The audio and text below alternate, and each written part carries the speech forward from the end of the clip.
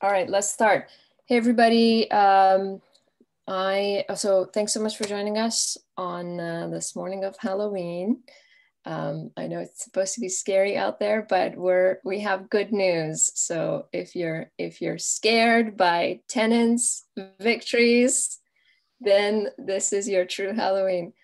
I want to start off by acknowledging that we're on the traditional and ancestral land of Coast Salish people, the Squamish, the Musqueam, and the Tsleil-Waututh. And I say this not just to remind us that this country was founded on colonial theft and violence, and its legacy is ongoing, but also that the stealing of the land was the beginning of turning it into a commodity and turning into something to be sold and bought. And that's also the beginning of people not having a home to live in. And that's what we're here to change. We want to undo this commodification. We want everyone to take care of the land and live on the land in peace and prosperity together. Housing is a human right. So I hope you listen to this presentation or to our panel of speakers and be inspired and join this movement. And I hope it's informative for you. My name is Sara, of course. Maybe most of you know me. Those of you who don't, I've been a board member of the Vancouver Tenants Union since November 2017, and I currently co-organize with Christian, who's also here, a great little group of people call themselves the City Hall Working Group. And this group originally started in November 2018, right after the municipal election happened, when Jean and Christine, who are here today with us, got elected. And at that time, there was a group of tenants, really amazing group of tenants who lived in this iconic building in West End called Berkeley Tower, and right on the corner of Denman and Davie. You probably have seen it if you've been to the area at all. And they were fighting against their own renoviction by one of Vancouver's biggest property developers called the Reliance Properties. Head of it is John Stovell. And they came to VTU for support.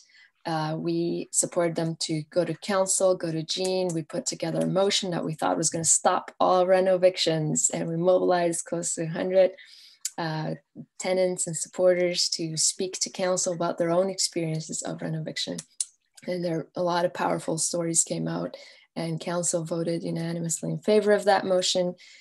Of course, it didn't stop renovictions, and that's why we're here again. We keep fighting, we keep trying to get these motions passed, and nothing, of course, is a panacea. We have to keep looking for more solutions and mobilize and organize more tenants and bring everybody to the table.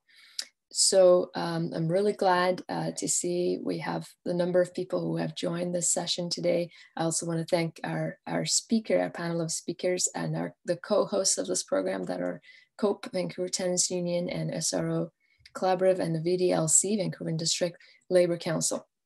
I'll quickly say a few words about the format, what the format's going to be like, and then I'll jump right into what was passed, just give you a brief overview of the content of what we're going to be talking about essentially. So the format is such that I'll speak for probably the next 10 minutes or so, and then we're going to go to Wendy Pedersen at SRO Collaborative and SRO Tenants with Brian Jacobs here has organized some great folks with the SRO Collaborative who've been behind what's been passed at the City Hall. They've done great organizing. Hey, Brian. So we'll go to them, we'll hear their stories. And after that, we're going to hear from Jean Swanson and Christine Boyle, who are city councillors with us this morning, to give us a little bit of view from the inside. And my co-organizer, Christian, will tell you a little bit about how to get involved in VTU and in this organizing. We'll have a brief Q&A at that time. So please prepare your questions or comments, anything you want to share with us for that time. The chat is also open. Feel free to share thoughts or questions there, but try not to engage in too much back and forth dialogue in the chat because it can be distracting. And what else? And then after that, we're going to hear really amazing presentations. I'm excited for the second part from Kari Michaels, who's the Vice President of BC Government Employees Union, and also part of the VDLC Housing Action. Has also been an important force in this fight. And then after that, from Patrick Condon, who's a professor at UBC in the School of, I always forget that acronym, it's SCRAP. Patrick can tell me what it stands for. School of Architecture and Landscape Architecture. That's the one. I keep saying urban studies, urban design, but then it has this like full name. So hopefully people know that program. Patrick has been writing it in the TAI a lot about really amazing solutions and thoughts about how to use city powers to socialize housing and end homelessness. Okay, so that's kind of the brief overview. I want to emphasize, so at the end of this, again, we'll have Q&A. We're going to have lots of time towards the end, hopefully around half an hour to 45 minutes to talk more and hear your thoughts. I hope you all stay for all of that. And looking forward to a great discussion today. I'll also add that if you just, if you want to turn your video on and participate in this fully with us, you're welcome to do that. This session is being recorded, as you can probably see. So if you do speak or type in chat or whatever, it will be part of the recording. It's going to go on YouTube, on Vancouver Tenants Union's YouTube channel. So you can find it there. Please find it and share it. Yeah, I think I'll start. If there's no questions, just take care of yourself. You need to walk around and take a break, whatever you need to do. Of course, we're probably all doing this from the comfort of our homes, but sometimes it can get a little uncomfortable to sit in one place for too long. So just do what works best for you. And I'm going to start off by going over some of the things that passed at the City Hall on the day of October 15th. So I'll say this, if you want to look at, actually look up the motions and so on that passed. I'm sharing a document in the chat. This is something that it's basically, they are my sort of slides, and it can, if you want, it can help you go through it with me if you're having a hard time following everything that I talk about. I might be talking a little quickly because I'm conscious of time. Some of this might sound technical. If you're confused by it, just you feel free to ask questions, but also not everyone has to understand all of the policy details. I'm explaining these things for those who are interested, but of course people have different sorts of skills, and we need all of the skills. Okay, I'm going to share my screen and start this little presentation. Hopefully everyone can see the screen. I also want to give a shout out to Neil from Vancouver Tenants Union, who made these great infographics about what has been won at City Hall. Okay, so the two big pieces here are two motions. One that was an anti-reno eviction and demo eviction motion, and then another one that was protecting SRO tenants and SRO hotels from gentrification. I'll go over this one first and then the SRO one. So a little bit of background to reno evictions and demo evictions. Hopefully everyone knows this is a big Vancouver crisis that we've been having, losing a lot of affordable housing to these practices of reno and demo evictions. The Residential Tenancy Act, which is the provincial law, governs landlord-tenant relations, allow these things to happen. They allow landlords to evict people for renovation or demolition. And a lot of times, especially renovictions are used in bad faith. They're used just to kick tenants out and jack up the rent. And the reason that that's possible is because we don't have rent control between tenancies, what's sometimes also called vacancy control. which means that when a tenant moves out and the next one moves in, there is no rent control in between, even though we do have rent control that's tied to tenant. So for one tenant, one unit, there is rent control, but not for the unit itself. And that's something that we've also been working to change. So how we've been doing this, a lot of our strategy has been focused on using the power of the city, not the province. So of course, this is provincial law, and we would love it if the province just fixed all of these problems, but of course they're not going to do it. They're definitely not going to do it without a movement. We will hope that the new government will be different, but in the meantime, we've been focusing a lot on the powers that the municipalities have to enact change. What are some of the powers? For instance, municipalities have the power, have a bylaw called the business license. They control landlords' business license because landlords, like all other businesses, are businesses and they need to have a license. So they can be regulated through that. Now, municipalities, they've been, the problem that we've had is that they've been really unwilling to enter this zone of regulation to basically try to maybe overstep the provincial law and kind of determine the relation between landlord and tenant directly. But fortunately, the city of New Westminster in February 2019, they basically found the courage to just go ahead and pass a bylaw that was an anti-renoviction bylaw. They decided to use the business license as a way of penalizing landlords who kick tenants out without letting them back in after renovations and without accommodating them in the meantime. Okay, and then the other good thing that happened in 2019 was that the city of Burnaby got a new mayor. Of course, Burnaby, you may have seen in the news, had its own crisis of demo-evictions, but the new mayor started a task force and they basically came up with some policies for how to stop demo-evictions. So what you see here, some of these that came from New West and Burnaby. And the great thing about the New West case was that it withstood a court challenge. So one of the developers that were affected by it decided to sue the city of New West for doing something that they deemed to be outside their jurisdiction, to be provincial jurisdiction. But the city won. And that set some legal precedent for exactly what we were asking the city of Vancouver to do. So the city agreed to these three items that you see here. The city agreed to do these things directly, to find a way to implement them itself, not call on the province, not ask anybody else to do it, not expect them to magically happen. So I think we finally got through to the city that they need to do this and they need to do it themselves and they need to do it right away. So they're going to come back with a report back in 6 months.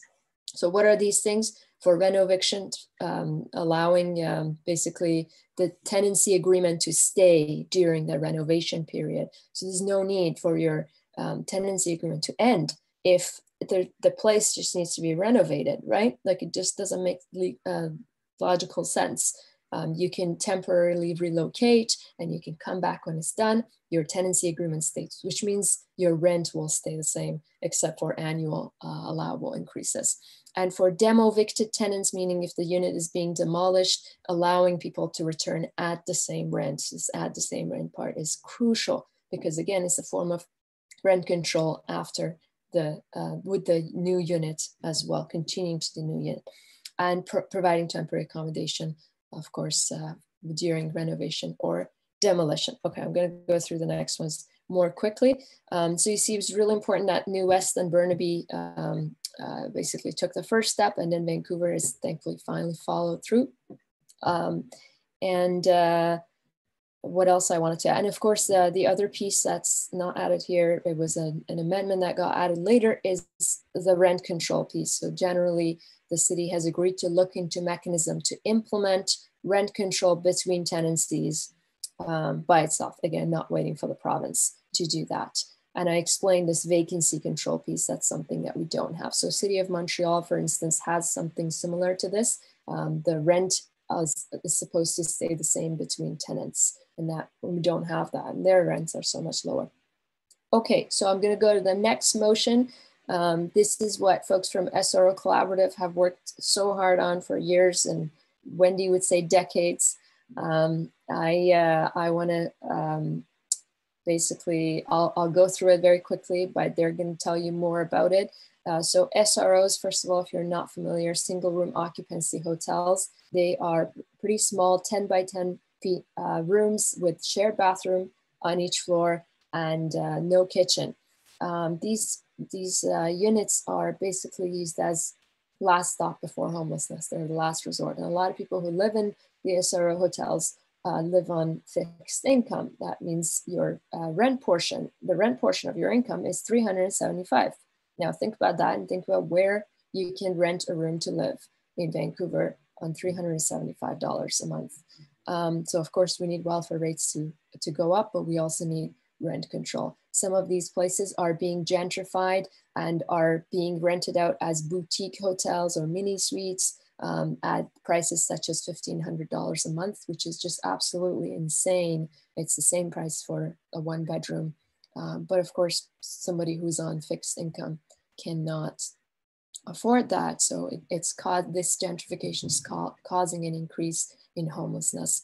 City adopted a motion in December 2019 to call on the province to tie rent control to units in SROs. In other words, to control the rent between tenancies, because there's a high turnover in these units. And that's what's allowing this gentrification to happen. Also, if the province didn't do it, to do it itself. And that's what we were waiting for. This October, the report back came from that motion, and kind of unexpectedly had really good recommendations in it. I know unexpectedly because until the last minute, we didn't know what was going to be in this report. We were really excited when we saw it. It proposed a $1 billion fund to purchase a lot of these privately owned SROs, basically for the city to own them and the nonprofits to run them to stop them from being lost to gentrification. And also it did exactly what we were asking them to do, which is come up with a mechanism to tie rent controls units in the SRO units. So we need this citywide, of course, but in the SRO units, it's very urgent. Okay, there's more details here, which you can have a look on your own, but I'm just going to move on quickly in the interest of time. 2 other motions passed that was all over the news, by the way. Maybe you saw this part. I'll qualify this by saying that these are great, but they're not as effective as the other ones, because these motions just call on the province to do the work. The work is to forgive COVID rent. A lot of people are going into debt in order to pay their rents when they've lost their jobs and can't, have to choose between eating or paying rent. It's just criminal the way renters are being treated during this crisis. So we want the rent to be forgiven, the COVID rent to be forgiven for those who are affected. And also one important barrier for a lot of people to find a good place to rent has been the no pets clauses. That's basically discrimination against pet owners. This is also, I've been told, it's a really Vancouver thing. I don't think most places do this or allow this kind of prohibition. So calling on the province to do that. Now, these 2 things came from Renters Advisory Committee. This is a citizens advisory committee that advises the city on renters issues. You can join these advisory committees. It's a great way to get involved. I've included the link here. Finally, I would say, so this is a moment of celebration for us, as you can tell, but also there's a lot to keep pushing for still. We have had motions passed in the past too, but it didn't quite get to the implementation that we were hoping or expecting. So this next part is just as important as all the previous steps. We need to keep mobilizing. We need to keep going back to the City Hall, and we need a big turnout in 6 months' time when these reports come back again to make sure that the implementation is the best that it can be. I want to quickly talk about 3 things that I have learned from this process, or how did we achieve this? This is a really big victory. And maybe if you haven't been following all along, it wouldn't seem like it, but trust me, this is something that hasn't happened in years or decades. And again, Wendy and Jean, they can tell you more about this. They've been at it for longer. But even for me, it's just like, how did this happen? And I have these 3 important lessons for myself that I want to share with you. One is the importance of organizing in smaller municipalities, basically testing out policy solutions and setting legal precedents. It's not just smaller municipalities, it's just organized everywhere, wherever that you are. If you organize something, if you build something that's a solution, it can scale up from there. And that ties in with the second one, which is focus on what's going on locally. Look around you, what's happening, what are your neighbors experiencing? Stop tuning into the Trump show. We don't live in the US, we don't need to follow all of that, but we do need to tune into our city council sessions. So I would say that's a better way of getting yourself informed and becoming an active citizen and making change. And also coalition building. This work would not have happened, but all the this panel of speakers is a testament to the work that went into this these motions passing. So keep talking to the people around you, people who are knowledgeable, people at your work, people in your neighborhood, bring everybody together. And that's what we need to do to have more victories in the future. Okay, sorry that took a little longer than I expected. Feel free to ask any questions in the Q&A, but so I'm gonna move on now to our friends at SRO Collaborative. Hopefully I didn't eat up too much of other people's times.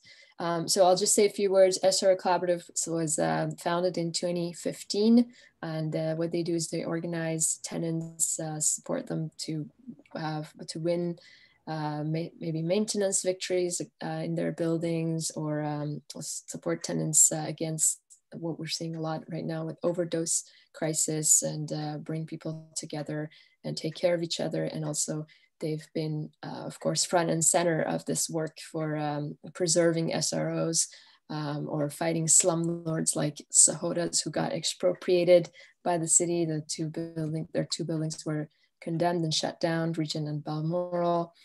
So Wendy Pedersen can tell us a bit more about that. And we also are really honored to have some folks from the SRO Collaborative who live in the hotels to tell us more about their role in this work and how they feel about what's been passed. So without further ado, Wendy, you want to take it from here?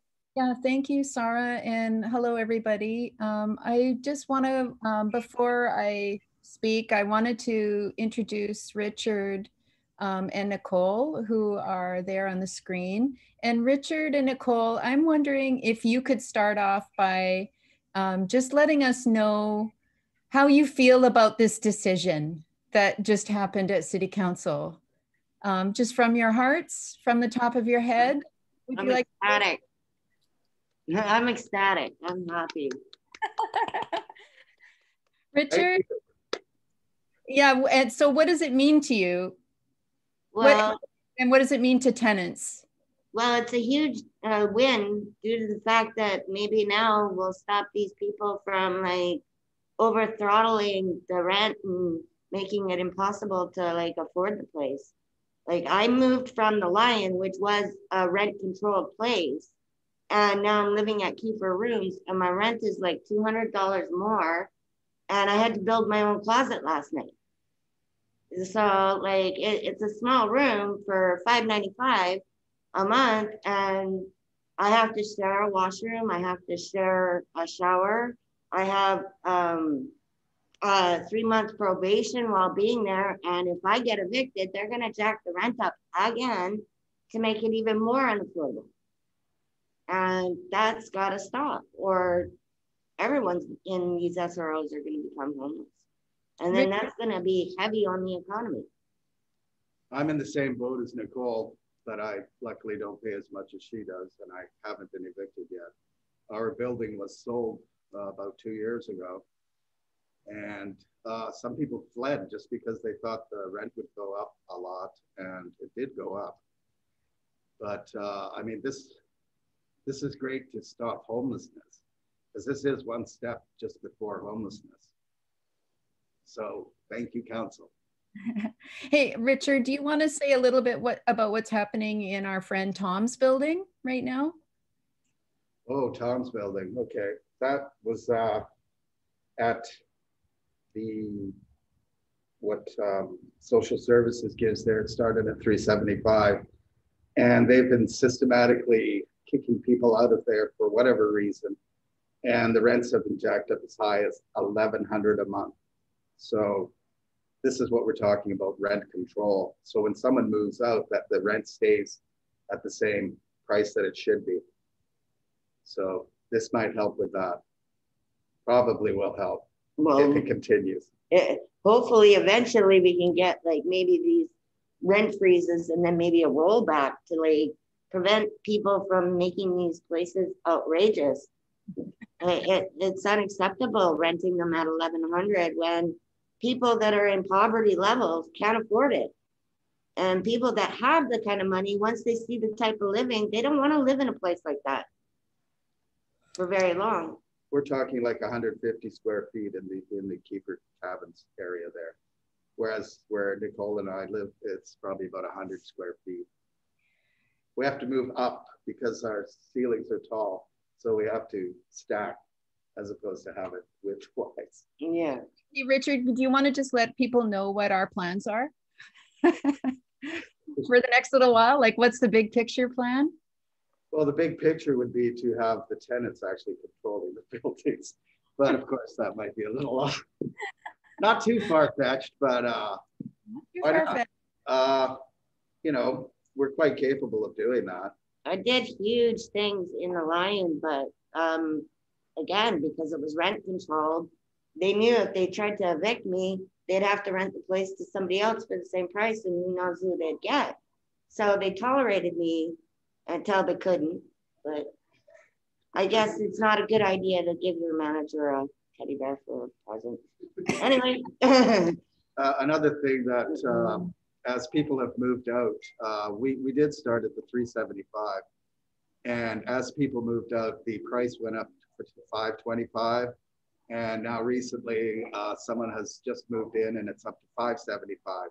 So there's been no actual rent control here as per se, the 2.5% or whatever, it goes up every year. Instead, it's like gone up 50% or 30%. So that's one thing that rent control will do, that if somebody moves out, that it stays at the same rent. That would be great, really. It would stop homelessness, at least in this part for SRO tenants. Also, just being able to have a voice and be able to speak up and say, hey, look, this is broken. Can you please repair it without worrying about getting an eviction? And like right now, I have to be really discreet and stay under the radar in my building now just to work with the tenants and trying to build alliances to like rally up the troops to get them to like all agree, hey, we need a new dryer because the dryer doesn't hold shut unless you got a stick to hold it.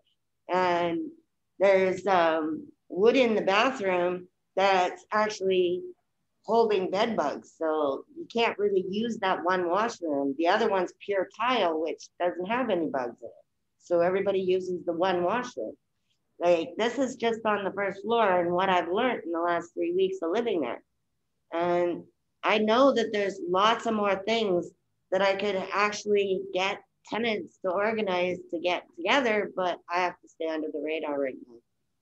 So that, I don't know if everybody picks up on that, but, and you may know this as a renter, that if you live in a below market rental, you're very scared to ask for a repair, because if you ask for a repair, then the landlord is starting to weigh in their mind whether or not they want to keep you, because they know you're gone.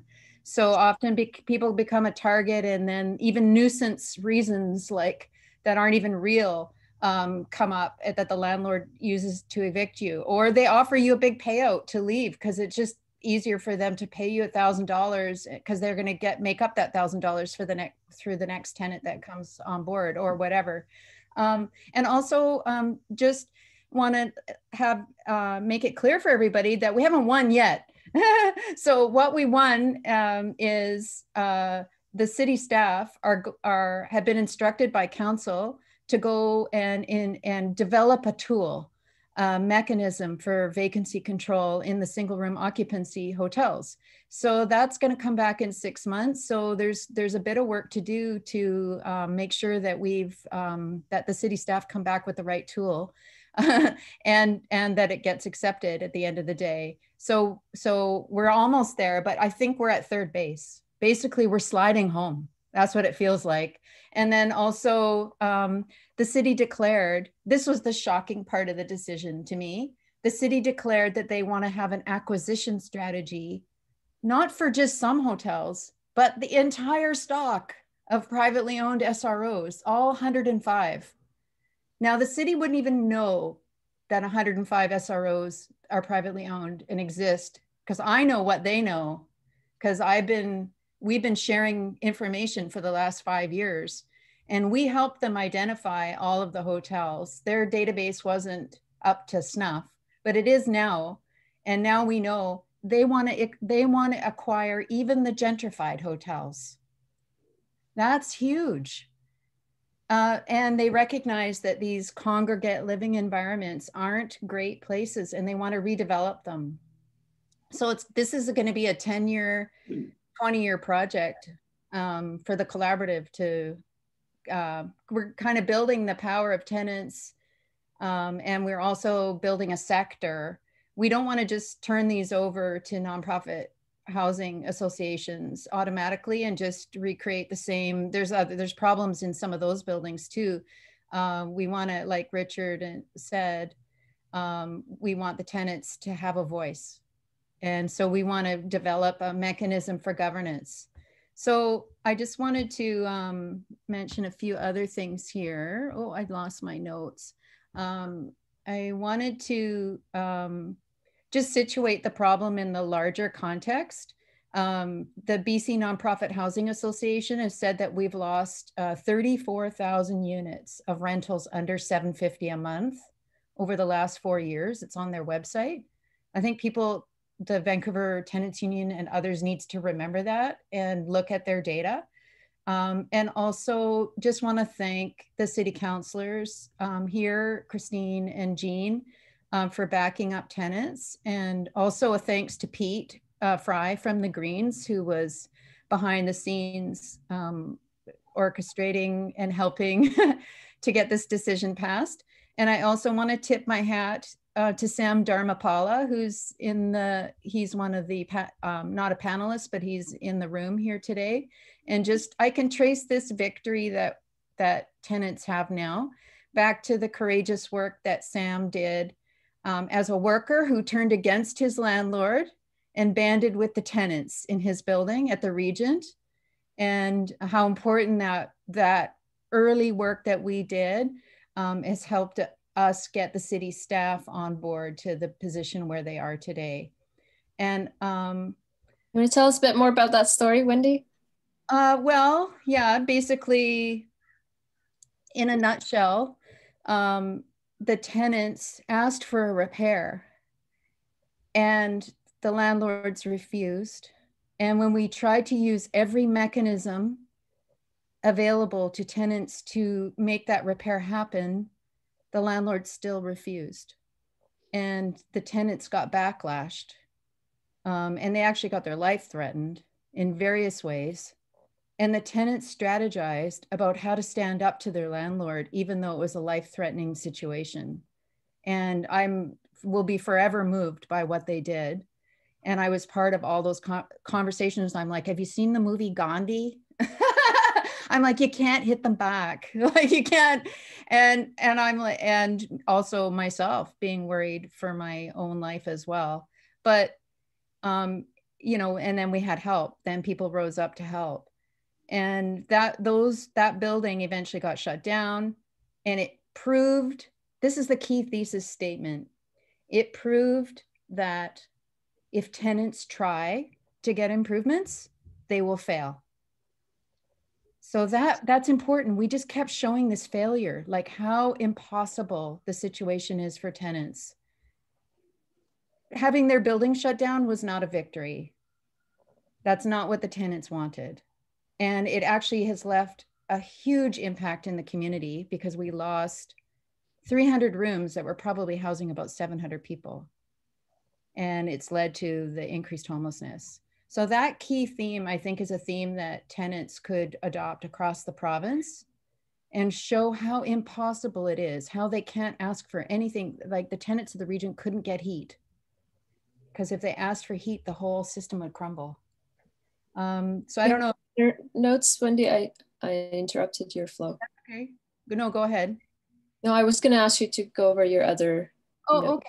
So I feel a bit vindicated with this decision, and that our strategy has been working, you guys.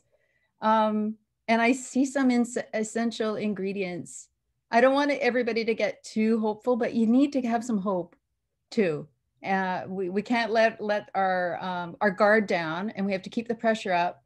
But I think the essential ingredients, I was just thinking about it before the panel, are basically go deep in one spot. That's a useful tactic. And just like I told you about the region story, the second lesson is build an organization, like get staff.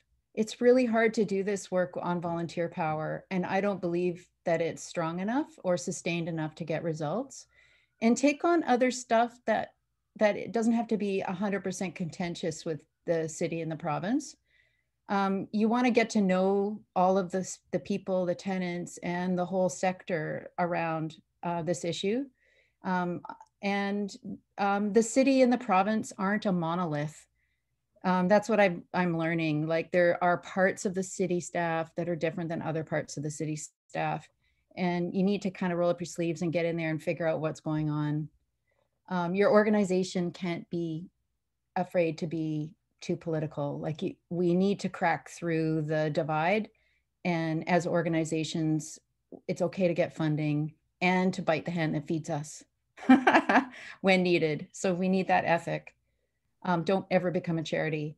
So I think the renters movement needs to develop more.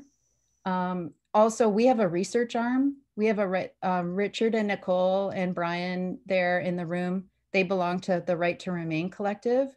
And we, along with Queen's University researchers and SFU, we actually informed ourselves by tenants' experience and by going to the archives and through research. And we shared that research with the city staff. And I know that they asked us, even 3 days before the hearing, they asked us for information that they had seen that we had before. So we were sharing like really good data. The main thing I feel vindicated about is around taking time off to help get Jean elected to council and getting Jean elected. Jean, I don't think we could do this work to protect people from becoming homeless without you. Like all of your experience, and that the fact that we have a renters candidate at City Hall is incredible. And Christine, thank you for being there and supporting Jean's work and also your own work. And we have to have renters candidates elected in the fall of 2020. And then pardon? 2022. Fall of 2022. The other thing that I think is a crucial lesson is you have to kind of get mired in the legal stuff. So the stuff at the Regent was legal. The expropriation that's happening there is about legal stuff.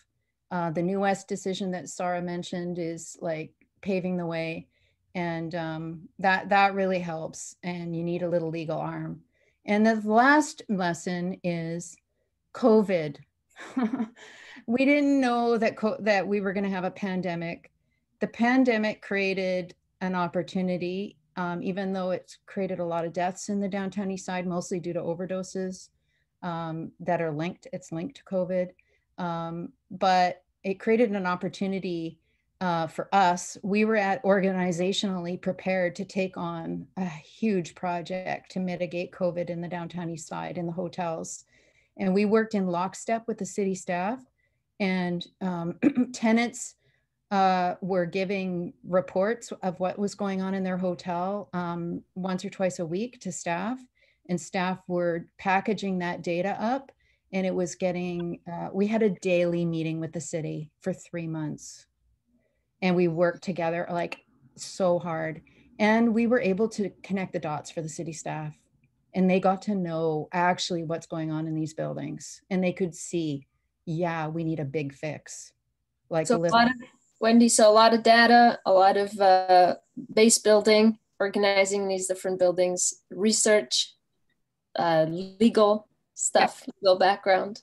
Yeah, and just last thing, Yeah. sorry, just wrap up. And then you can pass it on. I know we've gone on for 20 minutes, but this can go sideways. And the thing that I think could go sideways is the province could decide that they're gonna say that the city can't do all this stuff. So we have to really stay on the NDP, on top of the NDP. That's the last thing I want to say. But thanks everybody. And we need you in the next 6 months to make sure that we get the vacancy control passed when it comes back to council 6 months from now. Thanks. Thanks so much, Wendy. I'm conscious of time. I think we're running way behind compared to what we said, but so I'm going to ask other speakers to please try to keep it as short as you can. I'm going to go to Jean Swanson with that great segue from Wendy. I don't think I need to introduce anybody. Okay, yeah, thanks, Wendy. Thanks to Richard and Nicole too for all your work and for speaking up on behalf of yourselves and all the other SRO tenants. That's really, really, really important.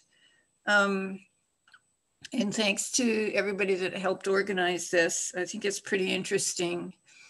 I just wanted to talk about basically what we need to watch out for going forward, just from the City Hall point of view. The first thing is, will the work actually go ahead? So every time we try and get anything done at City Hall, everybody says the staff are slammed, they don't have enough time, it's not going to happen for a year or something like that. And some of that is legitimate. Because of COVID, there was layoffs and people had to switch what they were doing because of COVID. A lot of it is legitimate, but at the same time, we need staff in there to do the work, so that we're going to have, council is going to be debating budget issues on December 1st and 8th. And if there could be speakers there that would say, we need the funding for the staff to do this important work on SRO Collaborative, on SROs and on renovictions and tenant protection. I think that would really help. And also to help us get enough money in the budget for that staff. The second is, if the work goes ahead, will it produce the results that we want? I know I was in a budget meeting, a council budget meeting the other day, and I said to the staff, it was really important to me to have the work on protecting tenants from reno and demo evictions go ahead. And the head planner said, well, the first thing we have to do is ask the province to do it. So I'm like, oh, the city should be, figuring out how to do it, because the province has already said they won't. And another example would be, we passed a motion a long time ago that veterans should have free parking. And then we got a staff report back that said they shouldn't have free parking. And while I actually agree with some of the reasons that they said that we shouldn't have free parking, it's just an example that things don't actually get done when they're supposed to get done. Another example would be that same day that all these good motions passed, I had a motion to increase the speaking time for people that come to city council and speak and need translation. And that was ruled out of order because a similar thing had passed over a year ago. So we don't know if the work will actually produce the results. Another problem is that this work involves consulting with people, and that they particularly named owners and landlords as to who they're going to consult in both the SRO and the renoviction and demoviction motion. So it would be really important for the SRO Collaborative and VTU and tenants groups and BCGEU and VDLC to get involved in that consultation to kind of see if you can outweigh what the landlords are going to tell them, because they're not going to like vacancy control in the SROs or renovation and demoviction protection. My third concern is about the SROs and the 1 billion acquisition strategy. Of course, that depends on getting money from senior governments, which isn't there yet. And although there may be some willingness for it, but my concern is that it will be shifted into a social mix strategy for the downtown east side as a way of increasing the proportion of middle income and reducing the proportion of low income people in the downtown east side. And my reason for this is that BC Housing usually wants its social housing to be self-financing, which means they want upper income people in the building as well as lower income people, like the Olivia Sky building, where they have some welfare shelter rate units, and then they have other market rate units, and then some in between.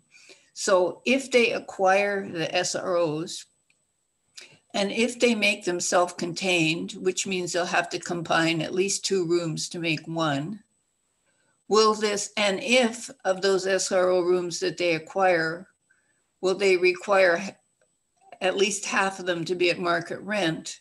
Will we actually be getting any additional housing that low-income people can afford, which is what we want?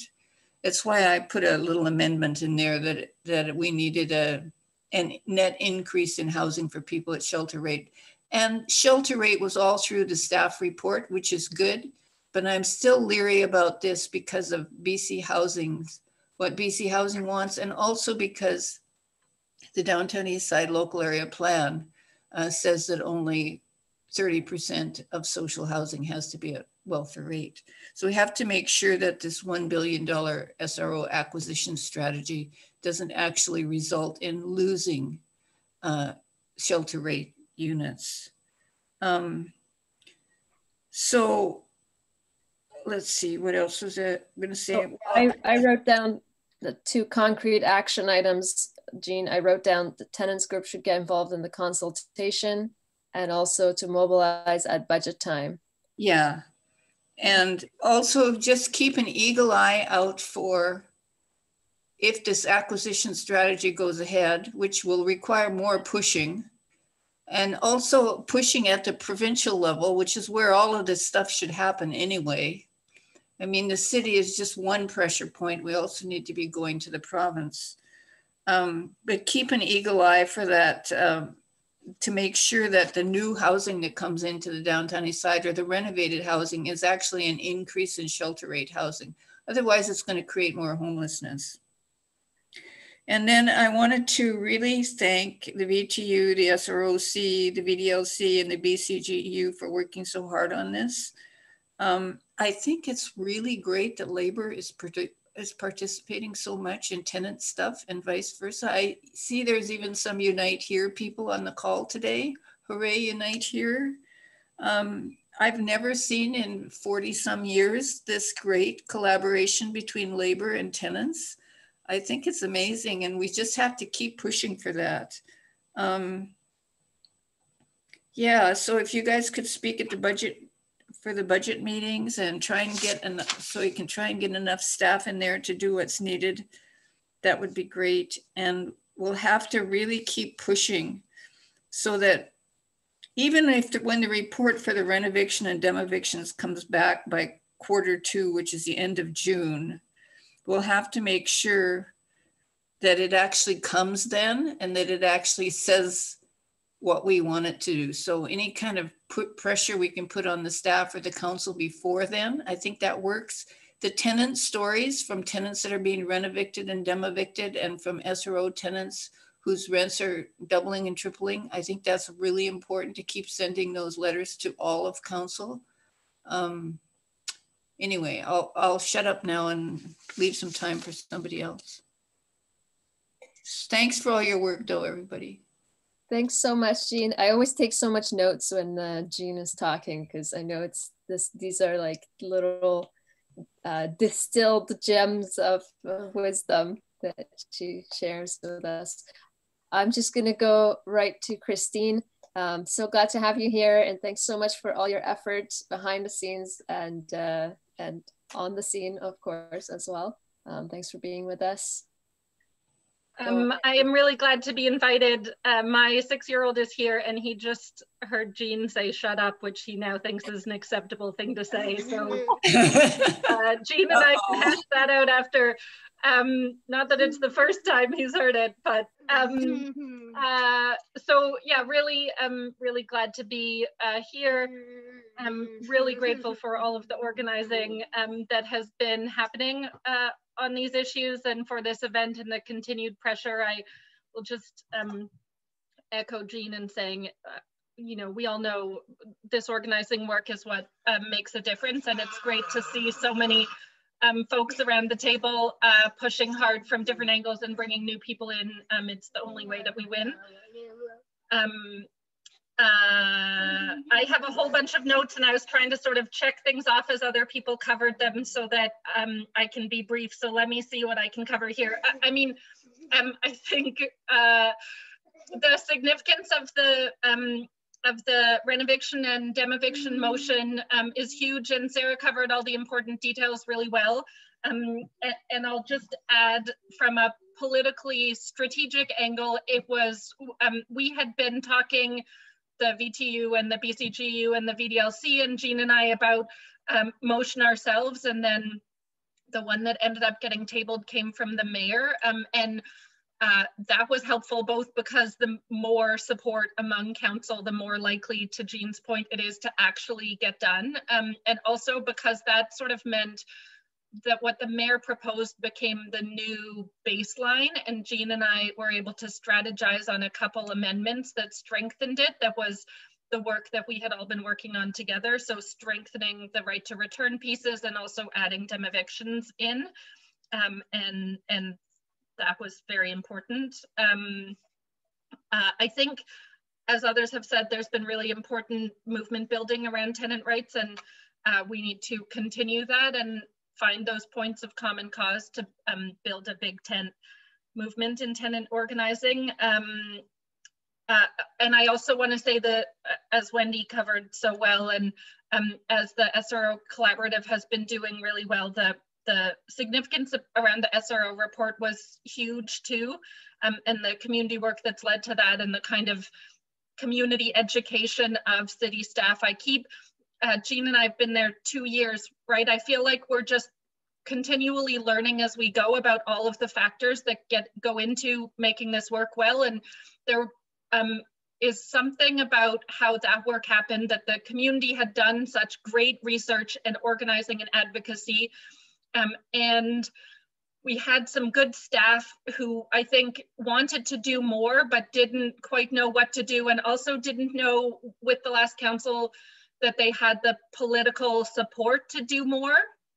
And so them seeing that there was political support for them to push further, and them having the community research and advocacy to be able to know what to push on.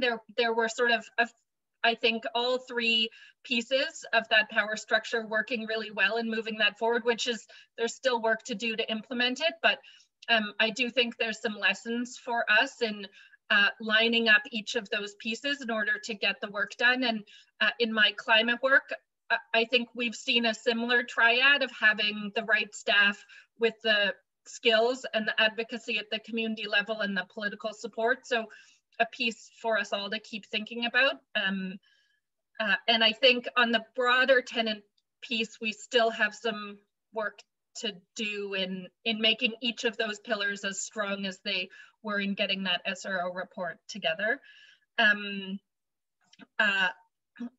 I will also echo the importance of keeping the pressure up. I don't know why my light is like blacking out, but and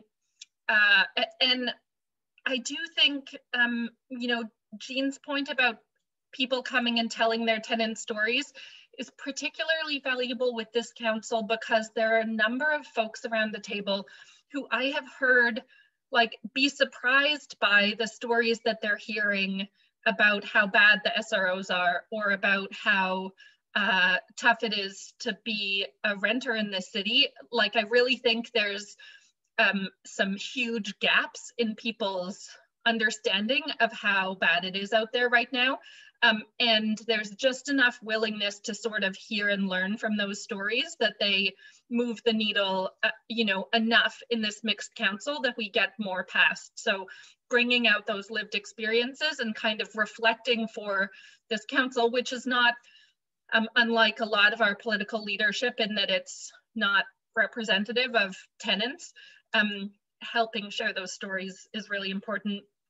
The political pressure at the province is also valuable, and I'm certainly happy to be part of strategizing about that with this new government and how we find those pressure points, because having improvements in Burnaby and New West and hopefully Vancouver is good, and there are a lot of tenants in other places where they're not going to see municipal wins, and so we need provincial wins that cover them as well.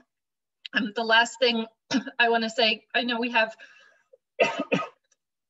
more talks coming up, is that the budget piece for the city is huge. It's a wall that we keep coming up against on tenant protection work. It's a wall that we come up against whenever we bring up the business licensing model that New West has, that the cost to the city would just be so enormous because of our size.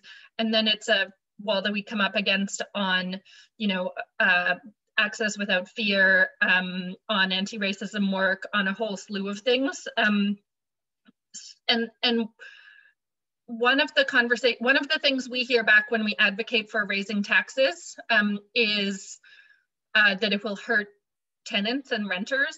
And I just want to shout out the really helpful work that the VTU did around the last budget in helping break down what 5%, for example, what a 5% tax increase means for a landowner versus a renter, because the difference, you know, the story is like your landlord can only raise your rent by 2%, and if the city's raising your taxes by 5%, then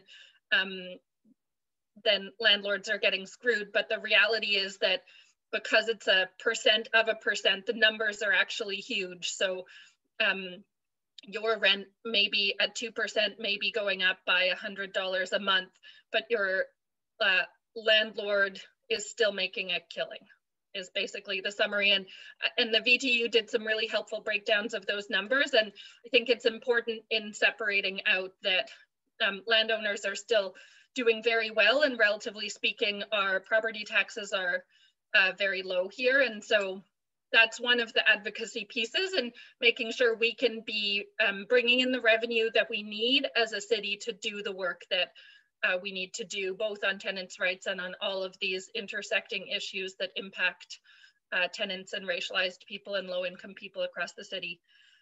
And so I will leave it there, except to say in the question and answer, we also have a big climate report coming this week, and there's a bunch of built-in pieces about making sure it doesn't result in more displacement for renters. But if folks have questions or concerns here or by email, I'm happy to touch base on those later too. And so glad to be here.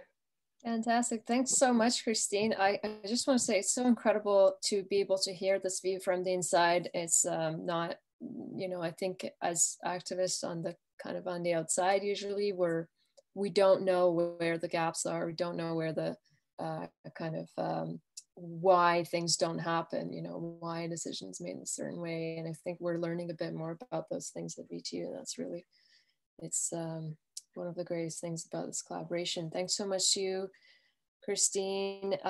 Because we're running out of time, I'm going to shift things up a little bit. I'm going to go right to Kari Michaels from BCGEU and also the Housing Action Committee at the Vancouver District Labour Council. Kari was also an important force behind this anti-rent eviction motion, and she has a great presentation for us today. And I'm going to ask Kari and also Patrick that we'll speak after Kari to keep it to 10 minutes if possible, because we're pretty behind on our timeline. That'll be fantastic, so we can leave half an hour at the end for Q&A. Thanks so much, Kari. Thank you.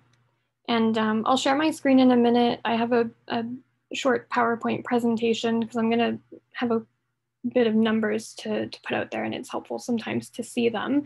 But I wanted to start off just by thanking you for inviting me to participate in this and to share this presentation and to hear from folks about sort of the important work that's going on in Vancouver around shifting the balance of power when it comes to housing and housing policy.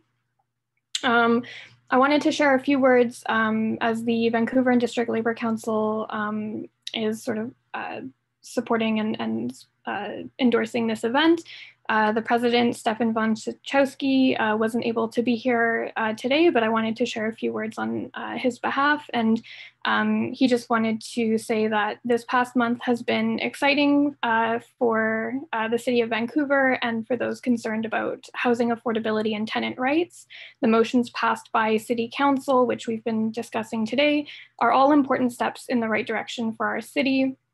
We thank all the elected representatives, Jean and Christine, who are here today, as well as others who supported this, who brought forward these motions and supported them with their votes. And we know this isn't the whole story, and we can't forget the countless people who have come together to push for these issues to be addressed.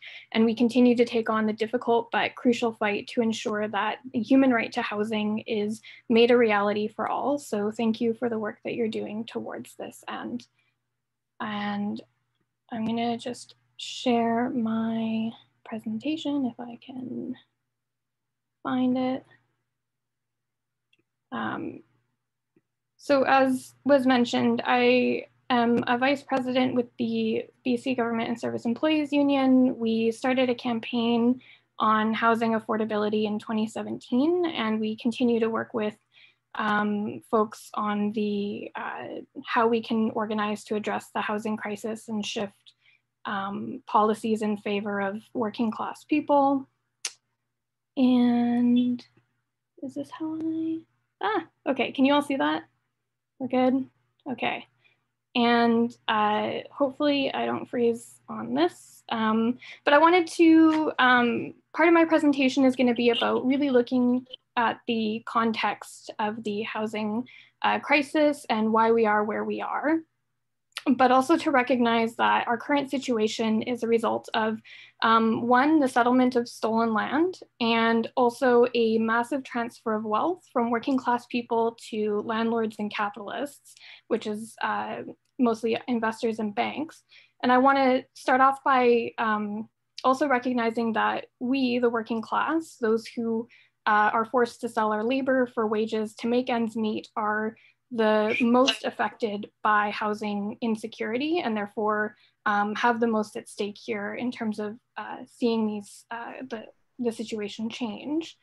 And we need to understand this context in order to organize and strategize to challenge the situation that we're in. So the total value of real estate in BC as of 2020 is $1.9 trillion. This is reported on by the BC Assessment Authority, who does this assessment every year. And just for some comparative kind of numbers, because sometimes this amount is a bit hard to fathom what 1.9 trillion looks like. Amazon's net worth, so the international global corporate entity Amazon, is worth $1.14 trillion as of 2020. So this gives some context to the amount of wealth in land and real estate in BC. We also can look at it and how it grows year over year. So from 2009 to 2020, that's a little over a decade, we can see just how quickly the total assessed value of real estate in BC has grown. And we even see a short drop in 2020, but overall, it's still higher than it was 10 years ago. And so we're seeing massive growth in value in terms of real estate. And surely, you know, there's a lot of things that in this province are in that. So there's industrial land, there's commercial land, there's farm land, but as you can see based on this graph, the vast majority of that total assessed value is represented in residential real estate. And so when we talk about wealth and the value of real estate in BC, we're really talking about residential real estate, which is the vast majority of that $1.9 trillion. So when we look at Vancouver, in particular, we have a total value of residential real estate in Vancouver is $315 billion as of 2020. That's more wealth than all of us combined will make in our lifetime. There's about 70 people on this last time I checked. And unless there's any secret billionaires on this on this PowerPoint, you know, this is an exceptional amount of wealth. And for scale, again, looking at Amazon, Jeff Bezos, who owns Amazon, his net worth is $175.3 billion. And so over the past 5 years, this value has increased over 100 billion. So it's rising exponentially. There have been small drops in the Vancouver area in terms of total assessed value, but again, we're seeing a trend where it's rising much more than it's falling. And so when we look at these numbers, even with a slight decrease, real estate is incredibly appealing for investors. And it's incredibly appealing for investors looking at Vancouver as a place where they may want to put their money in. What does it mean though when we talk about investment and investment in real estate? So an investment is investing money or capital in order to gain profitable returns through interest, income, or appreciation in value. In other words, or another way to put that would be something that's purchased with the intention to extract more profit than what you paid. So the entire point of it is to earn more on that. And earn is a bit of a improper term because again, within investment, especially within real estate, the owner is not lifting a finger to see that increase in value. It is simply by parking their money in that home, that condo, whatever it is, and then allowing the land value lift to increase that value of the investment. So again, when we're talking about homeowners and we're talking about you know, how they're increasing the returns on their investments, you know, we need to look at the fact that this profit is extracted from working class people, which is us, in the form of rent, and in the land value uplift that comes from public investment. So our tax money that goes into building infrastructure in areas where people want to live. And so when we look at renters and tenants and how, you know, these rents are extracted, across Canada, there's over 5.9 million tenant households, but only 340,000 households rent a part of their residence. And so when people talk about, you know, mom and pop landlords and, you know, by, you know, freezing rents or lowering rents, you're going to put, you know, people who are just trying to make their mortgages or, you know, have kind of like a basement suite that they're renting out, you know, it's really going to hurt them. But what we can see from the numbers of tenants and who owns the residence where tenants live, the vast majority are owned by companies or investors who own multiple homes or condo units in order to rent out and extract profit from those suites.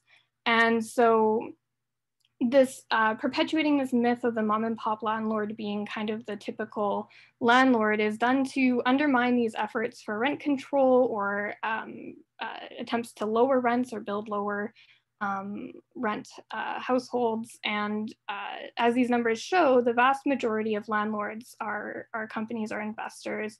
And it's clear from this that by increasing rents, investors can extract more profit out of housing without lifting a finger.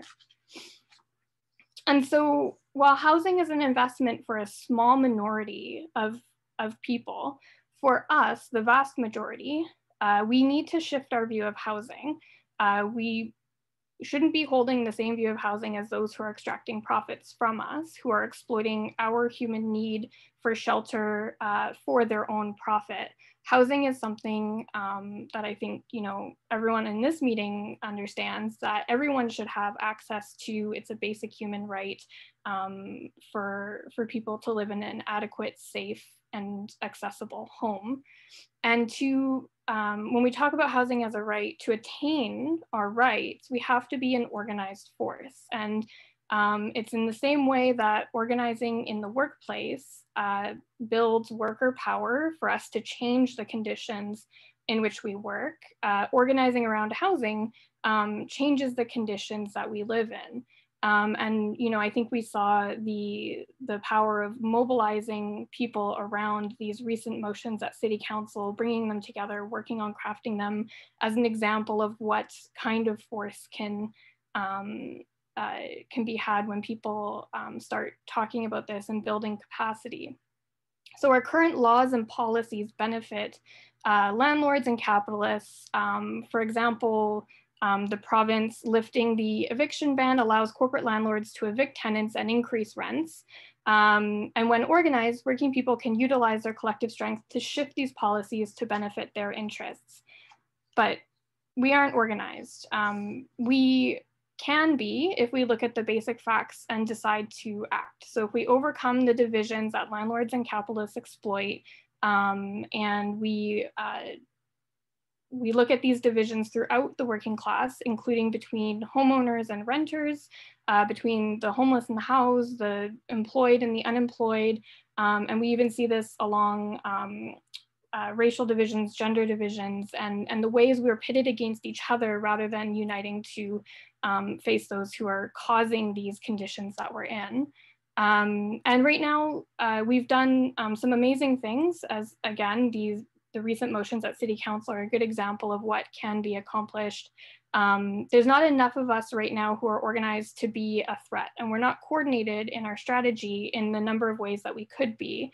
And we can't measure this just by the numbers of people who show up at an event like this or who rally or sign a petition. We need to measure this through building unions in our apartments and our neighborhoods, having neighborhood assemblies that are networking to coordinate pressure on landlords and politicians, stopping evictions, rent strikes, workers building housing co-ops, and unions putting resources into building affordable housing. These are all things that have happened before, and I just really quickly want to end with an example of how this organization of people and resources has affected lasting change. And it was a situation in the early 1900s in New York City where unionized workers were struggling to find affordable housing. They were in deplorable, rundown housing, and they were run by obviously slumlords and people who were profiting off of this, their situation.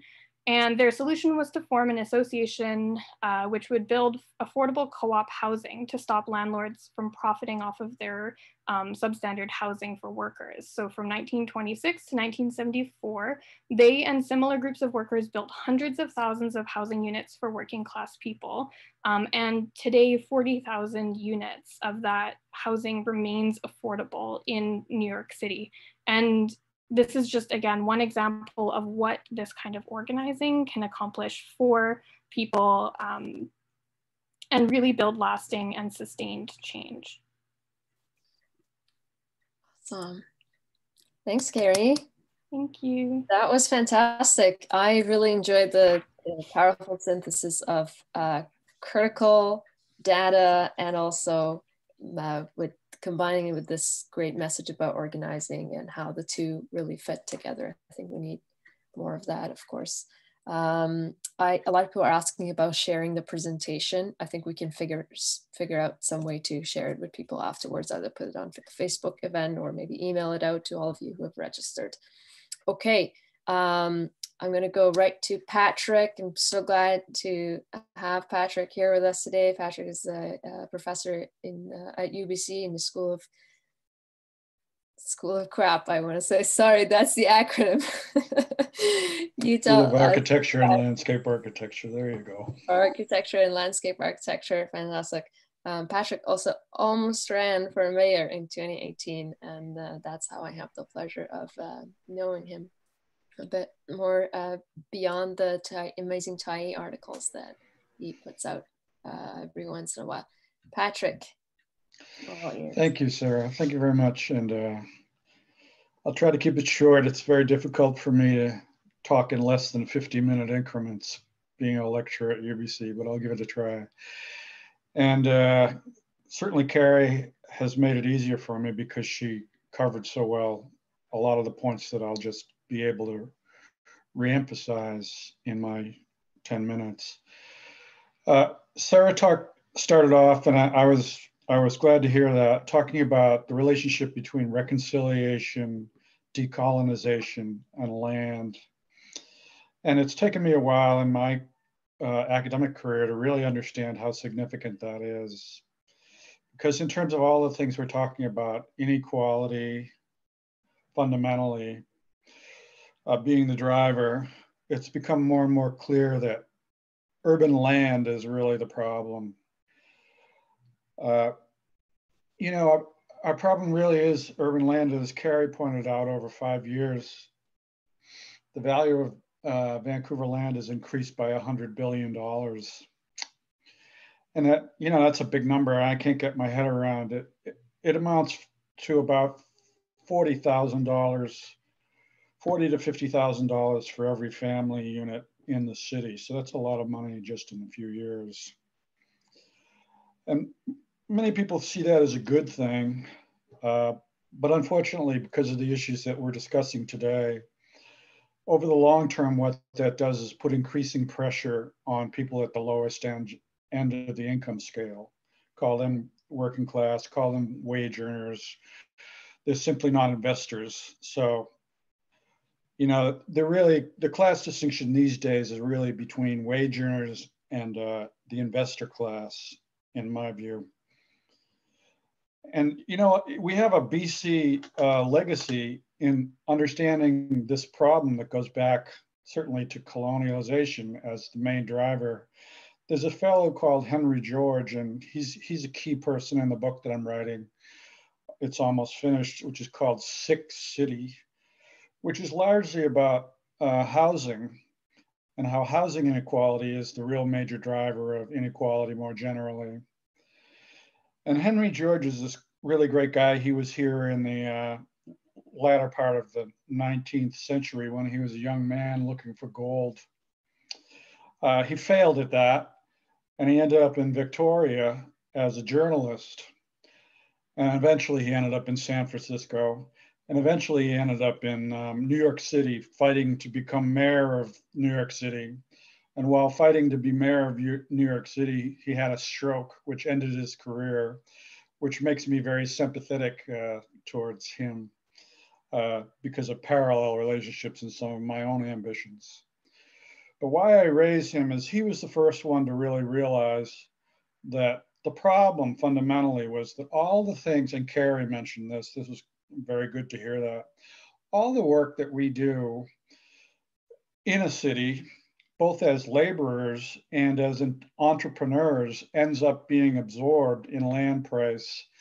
And that absorption into land price thwarts all of the efforts of the workers and even the entrepreneurs, unless they happen to be land speculators, lucky enough to be land speculators. In other words, your local coffee shop or your local massage parlor, or everything else that might be run by entrepreneurs, that value gets absorbed, as well as people obviously who are struggling to pay their own rent, into the value of the land. And the key thing I want to express here is land is the problem. It's not really the building that's the problem. The cost of putting up a building has stayed largely flat for 100 years. What has changed is the price and the so-called value of the land below those buildings. And it's really the value of land that has gotten completely out of control that is driving our inequality, because that's reflected in the difficulty of us finding housing, the percentage of people who are in precarious housing situations, the percent of our incomes that we have to devote for rent, which is ever increasing, and even the stresses of people who want to get in on the housing ownership ladder. Becomes impossible for them to do that unless they're lucky enough to have parents my age who have built up this equity through no effort of their own, passively riding the land price increase train up to the top. So that's the kind of background. And how does that relate to the issues that we've been talking about today? Just as an example, rent control more broadly, and specifically rent evictions and dem evictions, which we have a problem with in our city because they're both an opportunity for capital to take advantage of increasing land value through kicking people out and then jacking up the rent. The only reason they can do that is because the value of their holding, which is really land value, is going up. In the absence of that, increasing inflation of the land value, they would not be so encouraged to make those drastic moves of kicking people out just to get an increase in rent. So if you can control rent evictions and dem evictions with rent control, what that has is this, is a salubrious and advantageous effect on the fundamental problem, which is in the increase in land value. If we collectively can, through policy, which is, I think, as Sara has said, something we can really do at the local level. We don't have to wait for the federal level or the provincial level to do all these things. We can do a lot of this stuff at the local level. If we are able to, through policies, advantage our people who are living in rental conditions now through reinforcing their rights, through enhanced rent control, eliminating rent evictions and dem evictions, what that has is two effects. One is, of course, it helps the people who are being threatened with precarious housing, but it also has the leveling effect on land values for those parcels that are occupied by rental buildings. So just think in your mind, any of you who are living in these old 1970s 3-story, 4-story wooden walk-ups, for example, rent evictions and dem evictions would have a beneficial, getting rid of those would have a beneficial effect on the pressures that are forcing rents up and owners to consider rent evictions and dem evictions. A second point that relates to this, the fact that we don't actually have strong controls on rent eviction, dem evictions, and rent controls means that the international investor community is becoming more and more interested in our land asset value because they're looking at the numbers and they're seeing these outrageous increases in land value for rental properties. And that makes them more encouraged to try to acquire them, to extract those same annual increases, which can be well over 10%, which is better than the stock market. It's certainly better than putting your money in the bank for 1% or 2% these days. So it, unfortunately for us, under present global circumstances, our own rental land value has increased as an asset class faster than almost anything else. Rent control, rent evictions, and dem eviction controls can stop that because their assessment would have to include the prohibition essentially on their returns at the 10% or the 15% level, and they'd have to assess it at a lower level, which would reduce the pressure for our local landlords to sell out. Finally, I want to leave you with some hopeful thoughts. In looking around the world for this book I'm working on and some of the articles that I've done in the past, and looking for international examples of places that have solved the problem, the exact same problem that we find ourselves in, there are a few cities we can point to. My favorite is Vienna in Austria, which is a city of somewhat similar size to Vancouver, has somewhat similar politics, And they had a very similar problem at the beginning of the last century, where the control of the land resource was essentially colonized by a small group of landowners. And with the collapse of the Habsburg Empire after World War I, there was the vote became universal and the politics of the locality shifted towards concern for basically wage earners.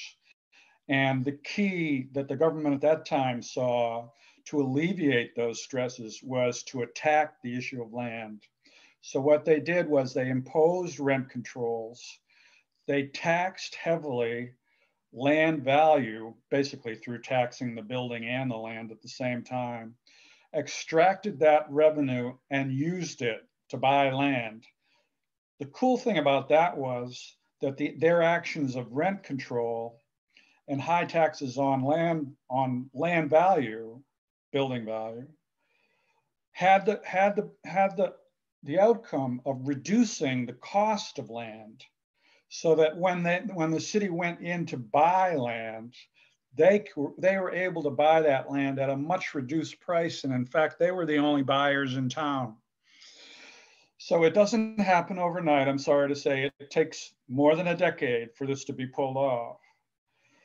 But the result in Vienna is now 55% of residents in Vienna live in non-market housing in the form of co-ops or rental buildings owned by non-governmental charitable organizations and so forth.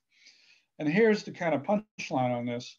Even if you want to buy a condo in the city of Vienna, it costs less than it does in equivalent cities like Rome and Paris, because the non-market sector is so large, it can compete with the market sector for the same commodity, which is housing. So the private sector can't get away with charging very elevated prices, which reduces the value or the cost of even market land. So in summary, rent control, dem-eviction control, and rent-eviction control is the Archimedes lever for all of these salubrious outcomes that we can all work towards. And I think that the work that you're all collectively doing is so important in an even larger issue of the difficulty of accessing housing for all classes, for working classes at the lowest end, for people who have disabilities that force them into precarious housing.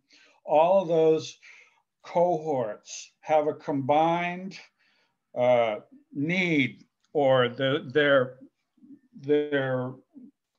what's the word I'm struggling for? We are all in this together, essentially. And the work that you're doing is very, very important. Okay, thank you. Fantastic. Thanks so much, Patrick. I always refer to Patrick's writing, especially on the Vienna model. Every time somebody says something like rent control is unrealistic, all this tenant protection, you can't get it, and the naysayers, and I just tell them, refer to this UBC professor who knows it better than me and knows it better than you probably as well. And I also want to apologize for getting the name of the school wrong. I was corrected, actually, that it was pointed out to me that I was referring to the School of Regional and Community Planning. Yeah, that we often get those mixed up. And they have a different acronym. Patrick is in the School of Architecture and Landscape Architecture. Just a detail here, Sarah, I just posted a link to the recent Tyee article if anybody wants to read it there. Which I also posted in the Facebook event page. You can get it from there as well. So a lot of great content. I just want to give a few minutes to my fellow VT organizer, Christian, to tell you a little bit about how we organize. So get an idea really concrete about next steps and what are some of the things that we're going to be doing and how we're going to need your help. And then after that, we're going to open up to Q&A. Christian. Perfect. Thank you, Sarah. Yeah, I will try and be fast, and we're very behind, and it's incredibly important that we hear from all of you. So I'll be pretty quick, and some people covered other points I was going to make, so I'll just breeze through those. Yeah, so I am Christian. I am a steering committee member with the VTU and co-chair of the City Hall Working Group. Very, very fortunate to be a part of this coalition of dedicated people. So I myself am quite new to tenant organizing, so I just wanted to talk from that perspective to other potential tenant organizers about how and why we organize for the things we need. So first, why we organize the way we do. I think historically, if you look back, there are like never any major victories won for the working class without us being strong and organized and agitational and putting pressure on decision makers to make our voices heard. Whether it's the 8-hour workday, public health care, tenant protections, this sort of strong movement is a prerequisite for all these things. So then if we look sort of at Vancouver and what's happened with affordability and housing for the last decade, why have our conditions deteriorated so much? And I think the answer is quite obvious in that our voices are not being heard. And right now the voices that are being heard are those of a very small group of people, primarily landlords and developers and wealth hoarders, who despite controlling our land and our public sphere in so many different ways, have zero public accountability, and their own sort of economic interests are the only factor in the decisions they make. And they use their capital, and they use their influence to manipulate the city and the globe in ways that benefit them, almost always in backroom meetings and away from the public eye. So that is why we organize, is to change that. To make sure our voices and of everyone in the community is heard properly, to ensure that capital and wealth don't get to steer society in whatever way, whatever direction they please, but that we all sort of get to envision and create our own collective future. And despite the overwhelming resources, and as we've seen, thanks to Kari and others, despite the overwhelming capital they have and resources they have on their side, we still have had many successes, and that's because there are more of us than them. And if we use our voices and organize ourselves, we can improve the lives of working class people. So what does that look like, though? So I will try and be brief. And Sara has mentioned some of these things, so I'll just go over them. But how exactly do we do that? So one thing that's been super important, even just in the work that we've done, specifically about the things that you're hearing about today, is coalition building and finding groups that you share a common interest with, and recognizing and rejecting the efforts of powerful people to sort of divide the working class along all these lines of whether we're involved in formal economic work or the informal economy based on race and all these different things, and instead recognizing how interconnected our fates are to each other and our conditions, much more than we're connected in any way to the investor class. So that's been really important. And then as Sara also mentioned, we are very locally based. We are trying to focus on the fights that are happening in our city. And as you've seen today, there are a lot of them. So really, we really need people to help us do that. So as Wendy mentioned, the $1 billion, the potential $1 billion SRO buyout, we really need people to make sure that that is done in a good way. And by that, we mean a way where the SRO tenants themselves, not some private or public nonprofit body, controls it, but in a way where the SRO tenants themselves have control over their housing and therefore, to a degree, their lives. So we need people to make sure this actually happens. And so what we are trying to do is use everyone's very unique skills to make sure that happens. I think we've done a very good job of that, and big reason that we've gotten the victories so far. So we have all sorts of different things that we need done in a movement like this.